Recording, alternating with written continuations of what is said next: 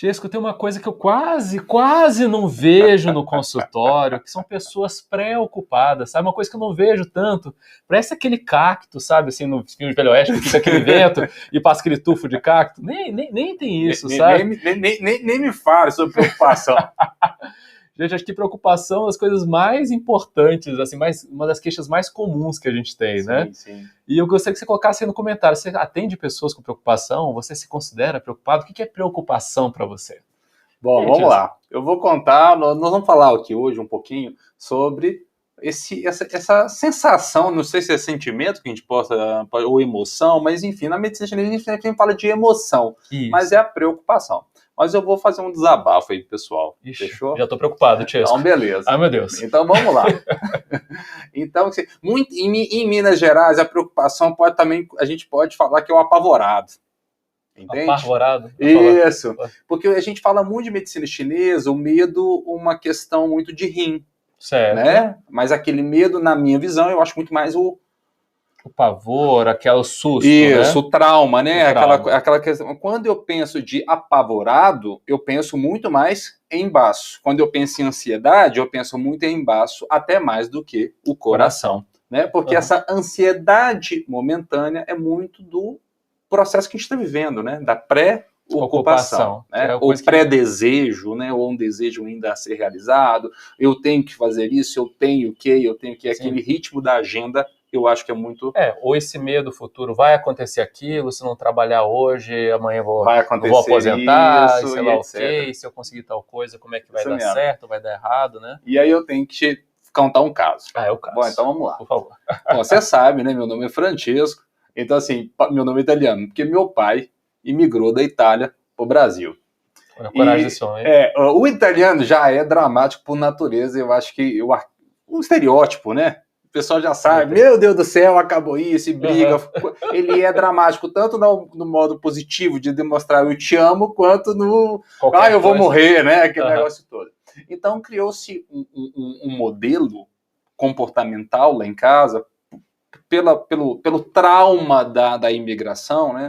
Que o imigrante, pelo menos no caso da minha família, o papai sempre ficou muito preocupado, porque ele não estava na terra dele. Então ele sempre falava, tudo é um risco. Tudo é um risco, tudo é um perigo, vai dar errado, vai faltar comida, vai faltar isso, vai faltar aquilo, né? Sim. E aí, comportamentalmente, foi desequilibrando esse órgão maravilhoso, que é o baço. E esse elemento perfeito que é o elemento terra, né? Elemento terra traz muito estrutura, né? Eu chego a arrepiar, ó. Estrutura, tanto que antes do ciclo dos 5 elementos, de ciclo de geração, o terra era aquele que ficava no centro, dando estrutura. Isso, que a gente pode colocar os 5 elementos como se fosse o pentagrama, né? Isso. Ou fazer a sequência, digamos assim, cosmológica, né? Isso mesmo, aquela sequência cosmológico. Onde fica o fogo em cima, a água embaixo, né? A terra no centro, né? E a esquerda ou a direita, salvo engano, vai ficar o elemento do ar, né? E da madeira. Isso, porque eu até brinco que o elemento terra lembra da argila, ok? Sim. Ele é a cola, ok? Tanto que, se a gente for analisar as estações, o elemento terra está presente em todas as estações. Por isso que é a interestação, né? Porque ele é a argila que conecta todos os outros elementos. E ao mesmo tempo ele acaba sendo influenciado, né, pelos medos, pelas raivas, pelos comportamentos, os pensamentos, né, de ao longo do tempo pode deixar a gente cada vez mais preocupado. E isso vai desgastando, né, Tia? Isso vai gastando a nossa energia, né, a nossa força de vida, vai desgastando a energia do baço, né, porque a gente começa a pensar demais. Ainda tem um apelo da nossa época pela tecnologia que obriga a gente a comer... muito... atividade mental, né? Tá sempre pensando, tá comendo rápido, alimentos essencialmente com carboidratos adocicados, né? Alimentos muito que não nutrem a energia do baço, e a pessoa, coitada, né? Vai acelerando o carro e botando gasolina, como é que é, adulterada aí no baço. Vai. E aí, olha só, voltando para a italianada. Sim, o que aconteceu? Aí o que acontece? A gente sabe que o elemento terra, ele rege um órgão e uma víscera, né? Que o órgão é o baço e a víscera é o estômago. O estômago é um acoplado do baço, até para que talvez quem esteja iniciando o curso de acupuntura para ele poder entender isso daí, ok? E a estrutura, por quê? Porque a gente se estrutura com a nossa alimentação. Por isso que eu acredito que o elemento terra tenha sido desenhado nesse conceito, né? Sim, para algumas escolas é o elemento mais importante. É o elemento mais importante. E aí o que ocorre? Cada elemento existe uma emoção, um sentimento. E no sentimento do elemento terra é a preocupação ou é o pensamento. Que eu gosto muito bem de pensar do pensamento obsessivo. É aquele pensamento que a pessoa vem, ó, repete. Então o meu pai me ensinou de maneira ruim, mas não por dolo, né? Mas por culpa, por conta da história dele, né? De sempre ficar pensando, pode dar errado.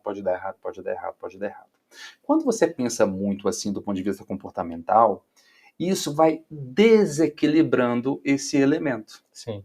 A medicina chinesa é muito da harmonia, né? Isso. Pensar é importante, digamos assim, se preocupar um pouquinho é importante, mas tudo em excesso ou falta vai dar problema, né? Eu não vou preocupar com nada, deixa a vida me levar.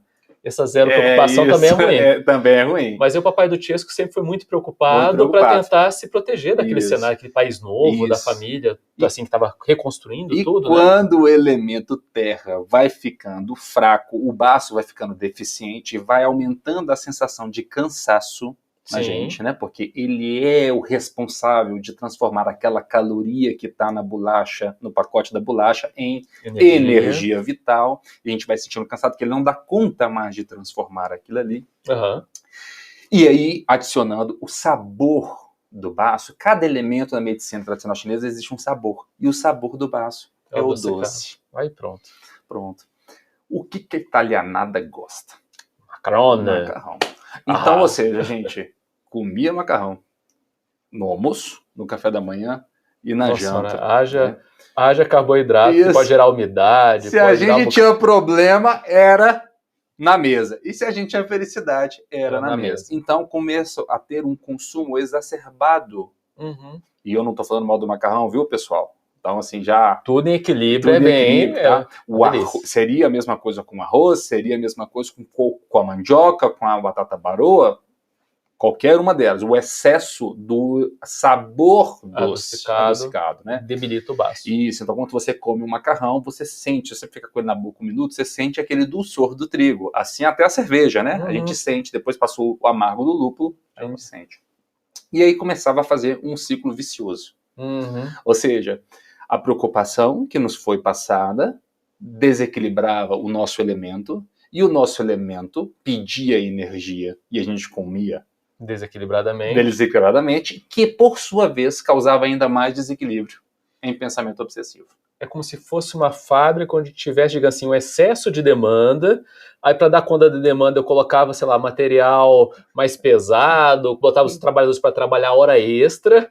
Isso mesmo. E aí, como tinha hora extra trabalhando, aumentava mais a demanda, só que eu fazia mais hora extra com menos qualidade. Com o tempo vai começar a debilitar os trabalhadores da fábrica, né, Chesco? Isso mesmo. Vou começar a ficar deficiente de vitalidade, né? Ou com o tempo a pessoa começa a perder essa força, né, Chesco? Com toda certeza. A pessoa preocupada ao longo do tempo começa a ficar sem vitalidade, a pessoa começa a ficar sem energia de lutar, de fazer o que ela está precisando fazer às vezes. E olha que interessante, Gu.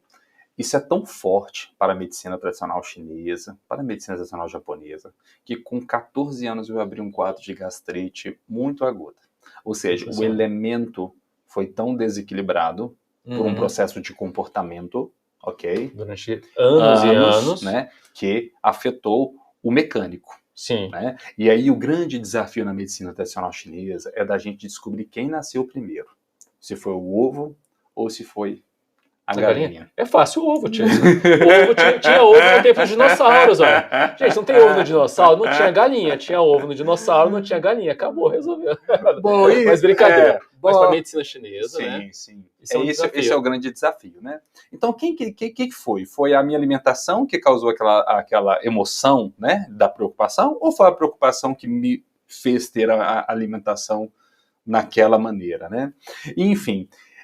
a gente vai percebendo que com o passar do tempo, isso vai fazendo que a nossa energia do elemento terra se torne deficiente. E aí, na prática clínica, eu tinha muita dificuldade em só tonificar com agulha ou com moxa. Isso. E aí eu encontrei a maravilha da fitoterapia chinesa.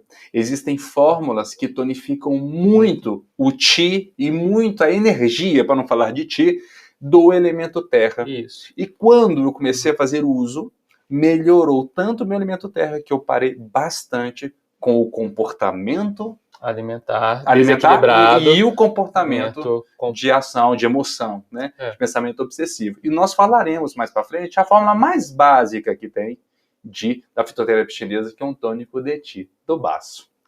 Tô quase falando o nome dele aqui agora, mas eu acho bonito assim, porque às vezes mesmo que a gente não consiga achar exatamente quem nasceu primeiro, se foi o ovo ou a galinha, se você entendeu bem o quadro, como está aquele paciente, e tem uma fórmula que já encaixa certinho, só de você já começar a dar essa fórmula, né, Tiesco, você já começa a cortar esse círculo vicioso. É como se você, naquele exemplo da fábrica, você começasse a diminuir um pouco, né? Tem ervas lá que ajudam a diminuir um pouco essa cobrança, né, essa demanda. Sim.